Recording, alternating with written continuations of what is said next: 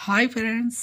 తెలంగాణలో ఇప్పుడైతే ప్రస్తుతానికైతే 2 పథకాలైతే మీకైతే అమల్లోకొచ్చాయి. అందులో మహాలక్ష్మి స్కీమ్ రూ. 2,500 మహిళలకి, అలాగే 500 సిలిండర్ అయితే మీకైతే రాబోతుంది. మరి అలాగే ఉచిత కరెంట్ కూడా రాబోతుందండి.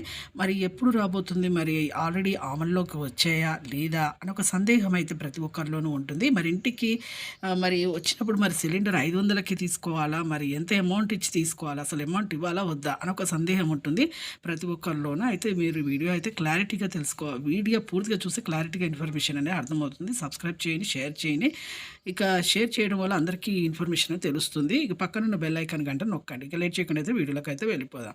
500కే సిలిండర్ అయితే మీకు రావడం జరుగుతుందండి. ఈ రోజు నుంచే మీకైతే మార్చ్ 1 నుంచి అమల్లోకి అయితే వచ్చాయి. ఇంటికి మీరు 500 సిలిండర్ రాగానే మీకు అర్హుల లిస్ట్‌లో మీ పేరు ఉందా లేదా అనేది మీ ఆఫీస్‌లో మీ గ్యాస్ ఏజెన్సీ ఆఫీస్ దగ్గరికెళ్ళి చెక్ చేసుకోండి. మీ పాస్‌బుక్ ఇస్తే మీరు మీ వెంటనే చెక్ చేసి చెప్తారు.